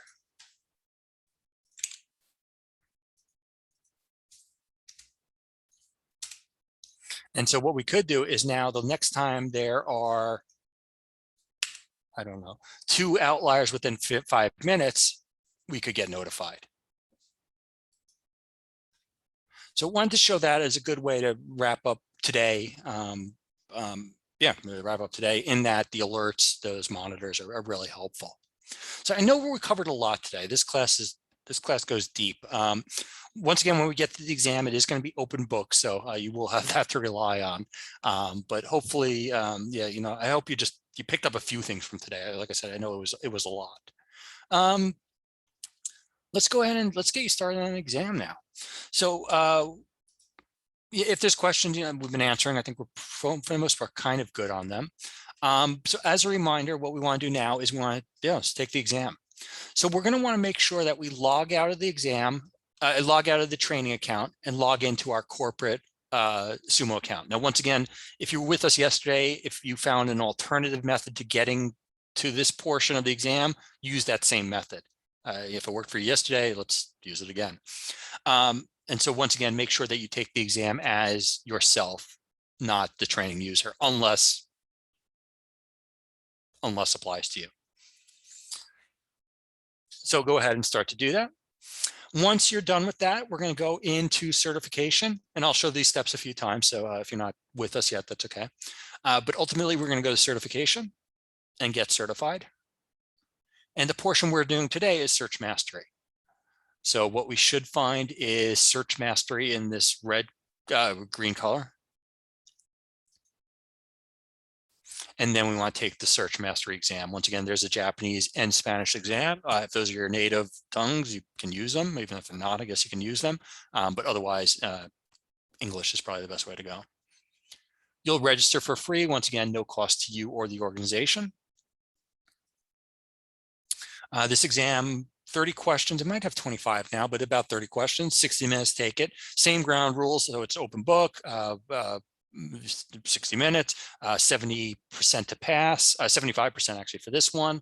Yeah, that's really all the same. Let's see what else. Once again, the reminder of the Uber Eats, of course. So I'll leave this up. So if you're once you pass, send that certificate to training@sumologic.com. And we'll send you over a gift card. I see some of you requested one already, so I think we got back to you, which is pretty good. So hopefully you're getting responses. Other than that, okay, Justin, I'll show you. Let's see. Actually, I'll bring that up right now. If you find that when you go to the exam to get certified, you're getting looped back, do these steps basically that are on the screen. For those of you, if Marvin here, how much time do I have to pass the test? So you can take the test whenever you want. So if you have to drop, you can, it's up to you. You can try and take the exam right now and rush it, or you can take it this evening, take it tomorrow. Totally up to you, of course. Unlimited amount of time, or you can take it any time, and you can take it as many times as you need it. So that's, yeah, if you need to drop, of course, that's perfectly, yeah, that's fine. When does the Uber Eats promotion end? Good question. Let's say it's good for the rest of the month through November. Probably December as well, but at least we're in November. We'll keep it going through the rest of the month. So if Marvin, if they give you grief about that, let me know. So yeah, we'll make sure it goes to the rest of November. Anything else? So to start the exam, once again, I'll put it on mute. We'll be around. Certainly, I hope to see you tomorrow. So a lot of you came back, which was great to see. So tomorrow is going to be admin. That's going to be setting up collectors, which is, if you think this is fun, tomorrow is fun as well. And we'll give you just a good understanding of the system from an administrative standpoint. And so, yeah, tomorrow will be same kind of schedule. All right, I'm gonna let's see. So I'm gonna put myself on mute. I'm gonna step away, just get another beverage. I'll come back and check on you guys, but otherwise, take the exam. Once you're done, please disconnect. No reason for you to stick around, and then we'll talk tomorrow. So thank you again for attending. I hope you're finding this helpful. I think you are, because you're coming back. If it's just for the free Uber Eats, that's fine. Just don't tell me, I guess. But either way, as long as you're benefiting, that's all that matters. So thank you again, and we'll talk to you possibly later today, but certainly tomorrow. So take care, everyone. The link for the backpack. Yes, I'm sorry, Jarvis. Let me go ahead and do that. This is a promotion I didn't mention. Good call, Jarvis. If you get 6 certifications, you can get this backpack. So today and yesterday, you're a third of the way there. By tomorrow's, you're halfway there. And I'll post this tomorrow as well to remind you. So certainly take advantage of it. It's a nice backpack. They haven't given me one yet, which means it's a high quality one. So cool. Thanks, Jarvis. All right, I'm throwing myself on mute now. All right.